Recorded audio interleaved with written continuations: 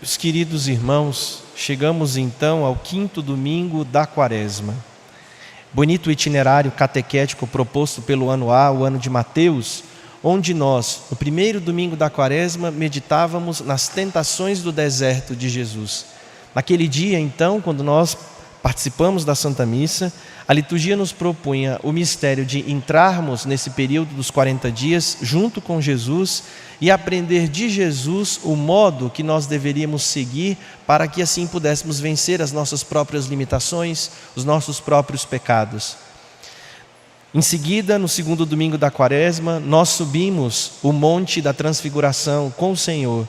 Não estava apenas Pedro, Tiago e João, mas eu e você também aos pés daquele monte, vendo Jesus manifestar a sua glória ao lado de Moisés e Elias. Mas nós éramos convidados a superar o medo da cruz, porque Jesus os levara ao alto do monte, porque eles ficaram aterrorizados com a dimensão de um Messias que precisaria morrer. Jesus então manifesta a sua glória para dar um certo conforto espiritual a eles, mas sobretudo convidando-os a descer então até ao lugar onde eles precisavam ir, Jerusalém, como todos nós, que podemos sim querer ficar gozando dos momentos de alegria, de glória de Deus, dos momentos felizes, mas nosso Senhor nos chama a viver a experiência do deserto, de ir até Jerusalém, de carregar a nossa própria cruz, para assim podermos chegar à ressurreição. Depois do segundo domingo, então, nós abandonamos o Evangelho de Mateus e fomos para o Evangelho de João, no itinerário catequético proposto para esse ano. Primeiro domingo, nós meditávamos a respeito da Samaritana. Samaritana que então, naquele poço que representava ali não só a lei de Israel, não só aquela lei que não saciava mais, mas sobretudo os pecados, as coisas que nós tomamos como fonte para saciar a nossa sede que temos de Deus, e nosso Senhor falava: vocês precisam beber em mim, sou eu que vou saciá-los, Ele que é a água viva. Na semana passada nós meditávamos sobre o cego, e o Evangelho de hoje faz inclusive referência a ele. Cego esse que na liturgia batismal nos é apresentado como essa cura especificamente, como um grande sinal do batismo, porque Jesus unge os olhos do cego com o barro e com a sua saliva. Esse homem então precisa ir até a piscina de Siloé, que é a piscina do enviado para ser curado. E a analogia que os padres da igreja sempre fizeram, os primeiros cristãos, é que essa piscina era a pia batismal, onde eles lavavam-se e podiam enxergar então com a luz da fé. Hoje nós chegamos ao 5º domingo e nosso Senhor nos propõe esse belíssimo Evangelho de João. O ano A é um ano curioso, porque é o ano dos evangelhos grandes, Pelo menos tem 3 semanas que muitas vezes a pessoa abre o folheto e fala: meu Deus, vai demorar, não é isso? Mas a missa tem uma proposta muito bonita. São João narra os milagres de Jesus, não taxando eles como milagres, mas como verdadeiros sinais. Então não é simplesmente o fato que importa. O fato, um homem ressuscitou, porém ele não é o primeiro. O Evangelho de Lucas nos apresenta a cura da menina, filha de Jairo, e nos apresenta também a cura do filho da viúva de Naim. Então essas duas ressurreições já aparecem na Escritura, mas nada como isso aqui. Nada com tanta riqueza de detalhes, com uma percepção dos sentimentos de cada um dos corações, porque João não quer nos comunicar apenas um fato. João quer nos falar de um mistério que está por trás disso. E é por isso então que esse texto se insere dentro da Quaresma. A gente não está falando aqui só de uma cura milagrosa, que poderia para nós parecer algo absurdo, Porque uma coisa é curar um paralítico, talvez até um cego de nascença, mas ressuscitar um morto que já cheira mal, por que Jesus faz isso? No início do Evangelho, o Evangelho é claro ao nos dizer que Jesus não era só amigo de Marta, Maria e Lázaro, ele era muito amigo. Betânia, que ficava a 3 quilômetros de Jerusalém, enquanto Jesus anunciava o seu evangelho em Jerusalém, Betânia e a casa de Marta e Maria era para Jesus um repouso. Talvez aqui alguns de vocês tenham amigos ou parentes que chegam na casa de vocês, deitam no sofá e tiram um cochilo. né? Ou vão para o quarto, peraí que eu vou ali dormir, né? Jesus tinha essa relação com Marta, Maria e Lázaro. Ele podia ir lá comer, podia pousar nessa casa. Era uma amizade muito mais profunda do que simplesmente o que muitas pessoas viveram com experiências de milagre. Quantas pessoas Jesus curou? Quantas pessoas Jesus visitou? Mas esse grau de amizade é muito específico e é enaltecido por São João aqui.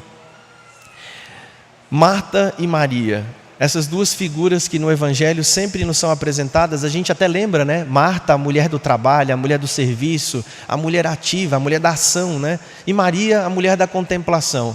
Quando a gente lembra, não nesse Evangelho, mas a narração de que quando Jesus está pregando na casa de Maria, né? Ela está lá aos pés de Jesus e Marta aflita, cozinhando, fazendo. Como é que, Senhor, o Senhor deixa a minha irmã não se importar com o que está acontecendo? E aí Jesus diz, né? Olha, ela escolheu a melhor parte, né? E Marta não é que era uma mulher sem fé, de modo algum. E nós vamos ver isso hoje. Era uma mulher de profunda fé, mas uma fé muito concreta, muito ativa, né? Como assim também era Maria. Quando nós vemos, Jesus sabe então da doença de Lázaro, mas curiosamente Jesus não vai na hora.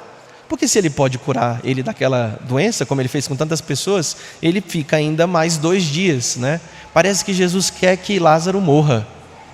Que Jesus, e Jesus diz isso explicitamente, ó, essa doença de Lázaro não vai levar ele à morte, né? Essa doença serve para a glória de Deus.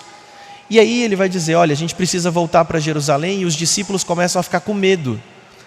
Por quê? Porque Jesus já tinha saído de Jerusalém, porque com os embates entre eles e os judeus, os fariseus, os saduceus, várias vezes eles já tinham tentado matá-lo. Então estava ficando muito perigoso a vivência de Jesus em Jerusalém naquele período, e ele decide, para que não se antecipasse, né, não tinha chegado ainda a hora onde ele ia ser crucificado, a voltar para Galileia. Judeia, então, é essa região ali onde fica Jerusalém, e a Galileia no norte da Terra Santa, né, onde Jesus estava. Muito bem, então Jesus diz aos seus discípulos, vamos voltar para Jerusalém? E eles dizem, olha, se você voltar para lá, você vai morrer. E é engraçado a gente ver que Tomé, que aparece aqui, né, tem uma atitude muito de Pedro. Vocês devem se lembrar que Pedro, quando Jesus, né, pergunta, e vós, quem dizeis que eu sou? Ele diz assim, tu és o Messias, o Filho do Deus vivo. E aí Nosso Senhor começa a falar que vai sofrer, no anúncio da paixão, vou para Jerusalém, o Filho do Homem vai ter que sofrer muito, mas ele vai ressuscitar. E aí Pedro diz, não, Senhor, que isso não te aconteça, não é isso? Né? E Jesus fala, afasta-te de mim, Satanás. E no outro momento Pedro diz assim, né? Não, Senhor, eu daria a minha vida por ti. E aí Jesus fala assim, olha, você, antes que o galo cante, você vai me negar 3 vezes. Vocês se lembram desse texto? Pedro é aquele grande voluntarioso. Se a gente pudesse olhar o temperamento de Pedro, Pedro é um grande colérico, né? Aquela pessoa que o tempo todo faz o que tem, vamos fazer, né? Muito empolgado, mas na hora da provação não dá conta. Quantos de nós somos assim também, né? Temos grandes motivações de sermos bons, de sermos generosos, de fazermos isso, mas quando a gente pisam no nosso calo, a gente se sente muito frustrado com isso, né? Tomé, que nos é apresentado no Evangelho de João também como aquele que não acredita, né? Eu só acredito se eu tocar, só se eu pôr o dedo nas mãos, só se eu pôr o dedo no lado, diz a mesma coisa. Então vamos nós também para morrermos com Jesus. Pedro, Tomé, os outros discípulos todos, vamos lá todo mundo. Quando chegou a hora, que aconteceu? Não ficou ninguém. João, o mais novo, que talvez não soubesse muito bem o que estava acontecendo, ficou aos pés da cruz com Nossa Senhora, né? Mas dos outros, todos os que disseram que ficariam, não ficou ninguém. E aí Jesus chega então, começa a voltar no caminho, e Marta, porque a mulher da ação é a que chega primeiro, ela sai correndo, vai no meio do caminho, encontra o Senhor, e ela diz a mesma coisa que a irmã dela fala, Senhor, se tivesses estado aqui, o meu irmão não teria morrido. E ela começa a ter um diálogo com Jesus muito importante, né? Jesus diz, fica tranquila, né? Jesus não disse isso, mas eu estou dizendo, né? Fica tranquila, teu irmão ressuscitará. E ela, como judia, naquele período já se acreditava na ressurreição no último dia. Então por isso que ela diz assim, Senhor, eu acredito na ressurreição. O único grupo, a única seita ali, né, de judeus que não acreditavam eram os saduceus. Os saduceus não acreditavam na ressurreição, mas os fariseus acreditavam. Marta, Maria, Lázaro, todos acreditavam na ressurreição no último dia. Só que Jesus vai dizer assim, a ressurreição não é um evento, a ressurreição sou eu. Eu sou a ressurreição e a vida. Quem crê em mim, ainda que morto, aí mesmo que morra, viverá. e todo aquele que vive e crê em mim não morrerá jamais. Crês isto? E aí ela, claro, ali não sabe bem o que Jesus está falando, né? E ela só diz uma coisa que é muito profunda. A única vez que a gente viu alguém dizer com tanta clareza quem era Jesus foi da boca de Pedro, né? Como eu dizia antes. E vós quem dizeis que eu sou? Pedro participa, recebe uma graça de Deus, coisa que ele nunca tinha ouvido, e fala assim: tu és o Messias, o Filho do Deus vivo. Agora nós vemos na boca de uma mulher falando isso. Marta, que era a mulher do trabalho, é aquela que consegue penetrar no mistério mais profundo do coração de Jesus, do mistério que está escondido atrás dele. E ela vai dizer: tu és o Messias, eu creio firmemente que tu és o Messias, o Filho de Deus que devia vir ao mundo. Marta, apesar de ser uma mulher do trabalho, né, não era uma mulher sem fé, era uma mulher de muita fé, né? E ela nunca tinha dúvida, e quando ela vai dizer: olha, o que você pedir a Deus, eu sei que Ele vai fazer. Só que ela não chega a ousar pedir que o irmão dela ressuscite, afinal ele já está fedendo, tem 4 dias. Para o judeu daquele primeiro século, o que ele imaginava? Depois do 3º dia é que começava a sair os líquidos do corpo e começava a feder. Por isso que Jesus precisa ficar 3 dias no sepulcro, porque 3 dias no sepulcro garante que começa a morte efetivamente, né? Então já está no 4º dia, já cheira mal. Me lembro quando seminarista, lendo um dos textos que comentavam esse evangelho, e um dos nossos professores falava uma coisa que é muito curiosa. Por que Jesus chora se 5 minutos depois ele vai ressuscitar Lázaro? Por que ele chora pela morte de alguém se depois ele vai ressuscitar essa pessoa, né? E aí, aqui é uma pergunta que pode ter muitas respostas, mas eu me lembro que a primeira resposta que me chegou a respeito disso é uma resposta que não convence muito, porém muito bonita, teologicamente bem elaborada. É aquela que vai dizer assim: bem, como Jesus está vendo o túmulo, está vendo o seu amigo morto, na verdade ele não está chorando por causa dele, ele está chorando porque, como 2 vezes aparece aqui, a comoção interior de Jesus, Jesus consegue olhar para o sepulcro e ver o mistério pelo qual ele vai passar. Ele vai passar pela morte, ele vai precisar fazer o mesmo caminho de Lázaro para ressuscitar. E isso atemoriza Jesus e faz ele chorar. Só que é muito difícil a gente entender nisso num Deus que é amor. Por quê? Porque pareceria que Jesus simplesmente teria sentimentos de um homem egoísta que só está pensando no seu próprio problema. Isso não é de Deus. Isso não expressa Deus na sua profundidade. Mas quando a gente vê o Evangelho, do modo como São João coloca, e aqui não eu dizendo, mas os padres da igreja, Santo Agostinho, São João Crisóstomo e tantos outros, vão olhar esse texto e dizer assim: não, Jesus sente sim a dor do pecado, pelo qual ele vai ter que atravessar o vale da sombra da morte, mas ele sente a dor de cada um dos seus amigos. Ele sente a dor do coração de Marta, ele sente a dor do coração de Maria, e por isso Jesus chora. Porque a gente poderia imaginar que Jesus só veio no mundo para extirpar os males do mundo, mas isso seria pouco, porque Jesus, que experimenta tudo menos o pecado, também precisa experimentar a dor que o pecado faz. A morte é fruto do pecado, nos diz a Sagrada Escritura. Aquilo que ele vê, todo aquele sofrimento, não é da vontade de Deus. E aquilo que não é da vontade de Deus, que foi perpetrado pelos homens, iniciados por eles, Jesus assume isso, essa dor, e coloca dentro do seu coração toda a aflição que Marta e Maria sentem. Talvez uma das palavras que é muito simples para a gente dizer quando alguém perde um ente querido, e eu acho simples e bonita, é dizer: eu sinto muito. Porque a gente não pode dizer muita coisa. Às vezes a gente usa um termo mais rebuscado, né? Meus pêsames, meus sinceros sentimentos. Mas dizer eu sinto muito é dizer que não é só o seu coração que sofre, mas o meu coração também sofre. Por quê? Porque isso que a gente está vendo aqui entre nós não é a vontade de Deus. Mas infelizmente na nossa humanidade ferida, é isso que a gente perpetua na nossa história, todos os homens. Quando seminarista ou mesmo quando diácono, esse texto é lido muitas vezes nas exéquias dos defuntos. Está o corpo lá, nós temos que fazer uma palavra para a família que está sofrendo, e nós lemos esse evangelho numa versão mais reduzida. E eu confesso para vocês que sempre na minha cabeça falava assim: nossa, é estranho, né? Porque a gente vai falar aqui que o morto vai ressuscitar, só que esse aqui não vai. Esse aqui a gente vai levar para o cemitério. Cemitério, que é uma palavra que significa dormitório. é onde as pessoas dormem, né? Como Jesus diz aqui, ele só está dormindo, né? Mas, como São João apresenta no Evangelho, o que ele quer mostrar aqui é algo muito mais profundo. Primeiro porque Lázaro, que ressuscita aqui, morre depois. Não é uma ressurreição definitiva como é a ressurreição de Cristo. A menina que ressuscitou, o filho da viúva de Naim e Lázaro ressurgem, saem do vale da morte, recebem a vida novamente, mas morrem depois. Então, o que é então o mistério mais profundo, se eles vão morrer depois? O mistério mais profundo é aquilo que Deus opera na vida de Lázaro e o sinal que isso vai manifestar.